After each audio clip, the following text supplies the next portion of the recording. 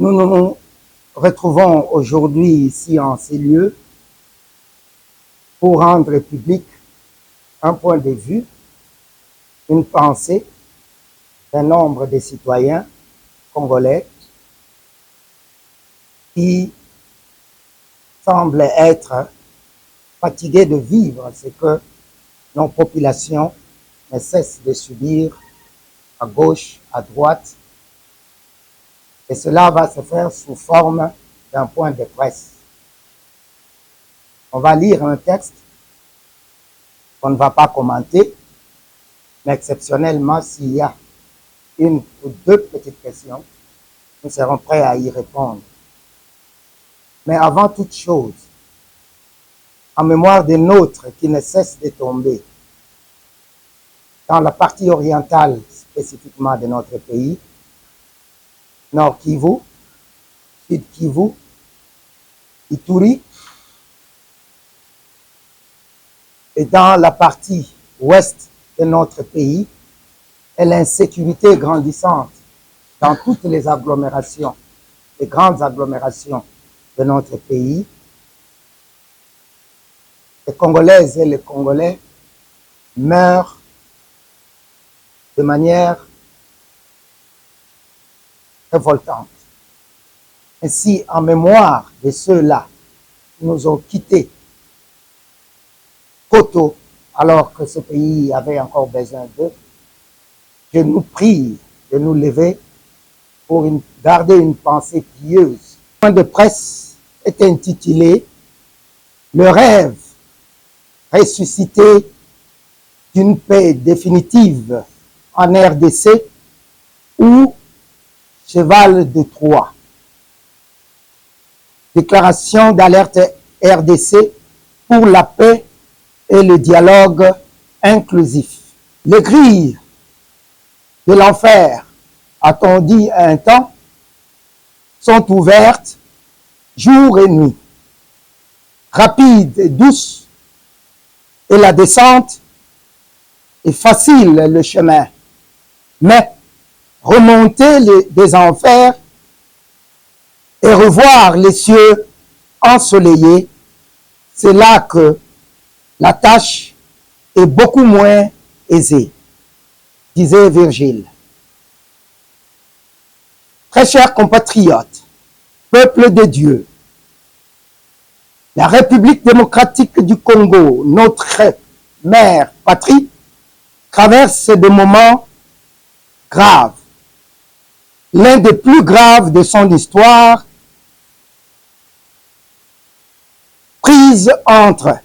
multiples feux. De l'extérieur, par une agression injuste de ceux-là même que nous avons accueillis hier par humanisme et solidarité africaine, mais devenus farouches ennemis qui ne jurent que par notre disparition en tant que nation. Et de l'intérieur,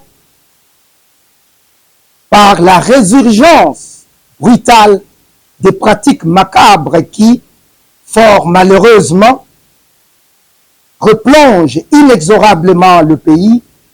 dans la situation de triste mémoire des sombres années d'après l'indépendance en 1960. On y déplore ainsi l'occupation du pays par des forces armées étrangères régulières et non régulières. La prolifération meurtrière de groupes armés étrangers et nationaux. Un repli identitaire meurtrier, ravageur, qui implique le tribalisme, le régionalisme notamment, le népotisme, un degré de corruption et de détournement des deniers publics indescriptible, la dépravation des mœurs, l'amour excessif du pouvoir pour le pouvoir au mépris total des règles établies et du sens du devoir. L'obsession du gain facile. Le trafic d'influence devenu le maître mot. En octobre 2023, préoccupé par la descente vertigineuse aux enfers de notre pays, l'alternative laïque engagée pour la refondation totale de l'État, Alerte RDC, une coalition citoyenne apolitique et non confessionnelle des laïcs de toutes les confessions religieuses de la RDC, mouvements citoyens, organisations de la société civile et leaders d'opinion engagés, la diaspora comprise, proposait un plan de sortie de crise intitulé « Plan de contingence pour éviter le chaos en RDC », préconisant en l'occurrence la suspension du processus électoral incertain et à issue imprévisible, la tenue d'un dialogue national inclusif pour organiser une gestion consensuelle transitoire du pays pour une durée de 3 ans, essentiellement consacrée à des réformes de fond dans tous les secteurs de la vie de la nation, en vue de jeter de telles périodes des élections seraient organisées sur des bases juridiques et sociales nouvelles. Le pays était encore entier et l'ennemi plus maîtrisable alors. Pourtant, le chaos, nous y sommes en plein aujourd'hui. Très chers compatriotes, peuple de Dieu, le dernier rapport des experts des Nations Unies ainsi que ceux de certains centres de recherche locaux sur la situation de la RDC, notamment le Centre d'études pour l'action sociale, CEPAS, d'août 2025, le Centre de recherche Le Congo n'est pas à vendre et Ebouteli sont sans ambiguïté, pour ne citer que cela, évoquant la dégradation drastique de la situation sécuritaire, humanitaire, sociale et environnementale de la RDC, avec un accent particulier sur la partie orientale du pays. Depuis la prise des villes de Goma dans le nord Kivu et Bukavu dans le sud Kivu, décrivant ainsi le degré d'atrocité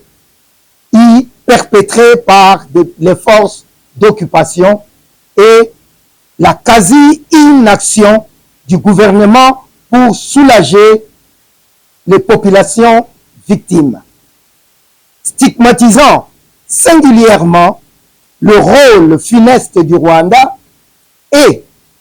ses supplétifs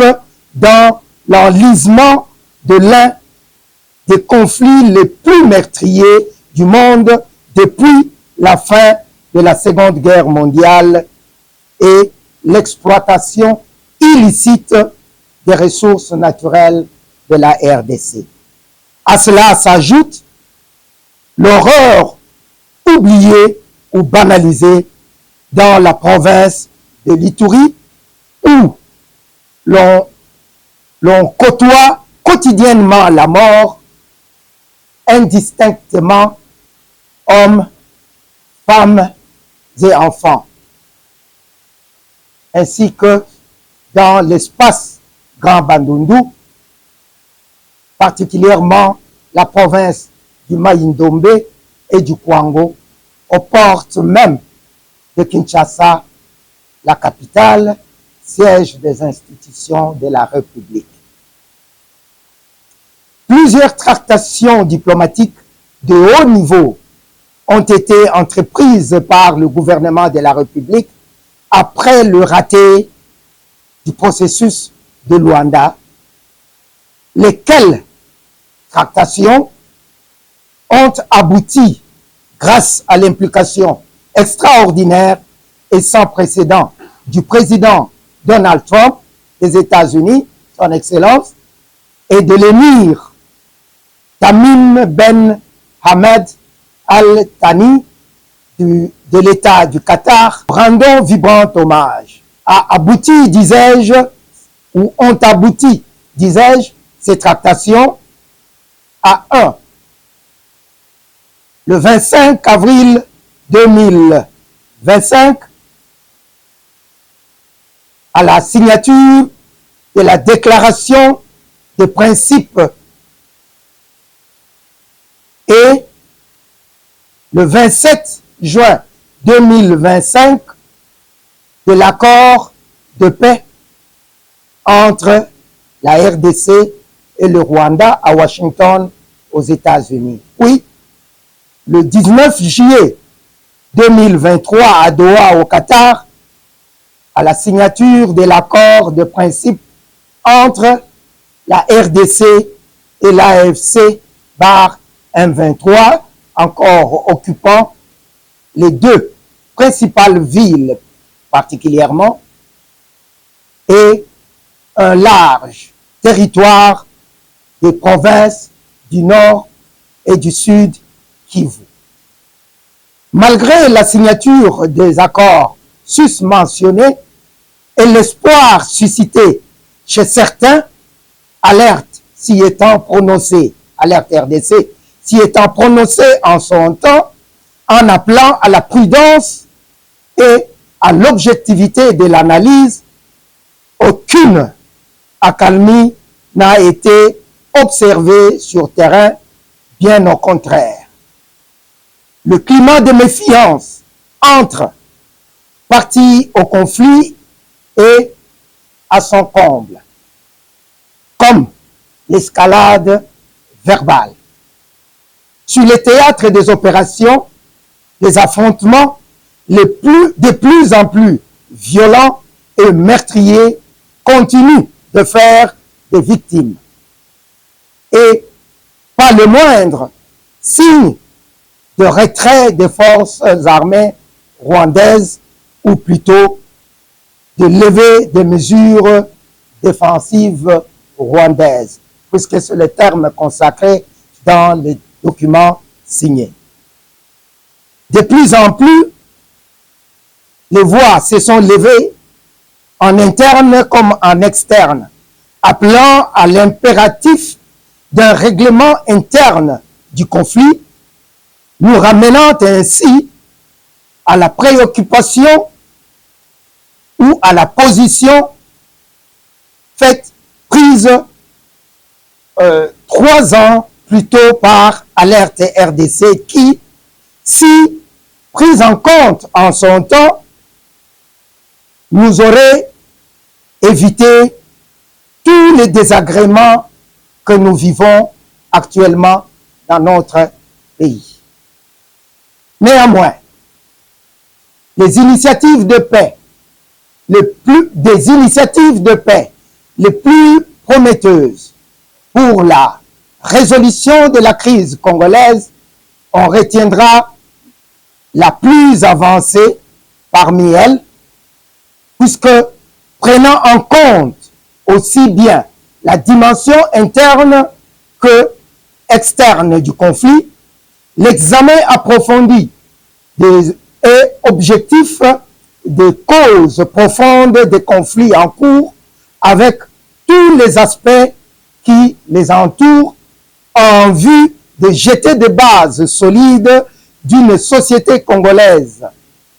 réconciliée avec elle-même pour une cohabitation harmonieuse de ces populations et une paix durable garantie. Celle donc proposée par la CENCO et le CC, titrée Pacte social pour la paix et le bien vivre ensemble en RDC et dans les Grands Lacs, et dont la feuille de route harmonisée sur recommandation du chef de l'État a récemment été approuvée par les autres confessions religieuses et n'attend donc que le go-ahead, c'est-à-dire la mise en œuvre, le point de départ qui devrait être donné par le président de la République. C'est ici que nombre de Congolais s'interrogent après la triste expérience encore fraîche en mémoire de la mise en place consensuelle ratée du bureau en exercice de la CENI et les conséquences qui s'en sont découlées. L'espoir est-il permis aux Congolais de voir nos pères de confession religieuse enfin guidés par l'Esprit de Dieu et en considération exclusive de la souffrance de notre peuple, travailler ensemble en toute sincérité et privilégier l'intérêt supérieur de la nation pour une RDC stable et ainsi que l'intégrité territoriale recouvrée. D'où le rêve ressuscité d'une RDC, d'une paix définitive en RDC ou cheval de bataille. Permettez que je répète, d'où le rêve ressuscité d'une paix définitive en RDC ou cheval de Troie. Nous pensons que les grandes intelligences qui nous suivent comprendront de quoi nous parlons quand on évoque le rêve ressuscité et quand on parle du cheval de Troie. Alerte RDC, participant activement aux efforts globaux de recherche d'une paix durable en RDC, soutient sans ménagement la feuille de route du pacte social pour la paix et le bien vivre ensemble en RDC et dans le Grand Lac initié par la CENCO et le CC, tel que harmonisé ce jour avec les confessions religieuses, les autres confessions religieuses, sur orientation particulière du président de la République, assouplissant ainsi la compréhension des parties prenantes pour un dialogue inclusif en interne entre filles et fils du pays et l'espoir d'une paix réelle retrouvée. Ainsi, saisissant l'occasion de la Journée internationale de la paix décrétée par les Nations Unies, Alerte RDC, avec les autres organisations militant pour la paix et la défense des droits humains en RDC, mouvements citoyens et la diaspora inclus, appellent à une marche pacifique pour la paix, la cohésion sociale et le bien vivre ensemble ce 21 septembre 2025, dont les détails y afférents seront donnés à temps utile par la commission d'organisation mise en place. À la fin de cette cérémonie du 21 septembre 2025 sera lu publiquement et déposé symboliquement au bureau du chef de l'État et au bureau de représentation des Nations Unies en RDC, ainsi que dans les représentations diplomatiques accréditées en RDC pour plaidoyer un mémorandum commun de la société civile, mouvements citoyens et toutes les organisations dévouées à la cause de la paix et du droit de l'homme en RDC. Ainsi fait à Kinshasa le 12 septembre 2025 pour signature tous les membres de Alerte RDC et autres mouvements citoyens, organisations de la société civile et représentants de la diaspora. Je vous remercie.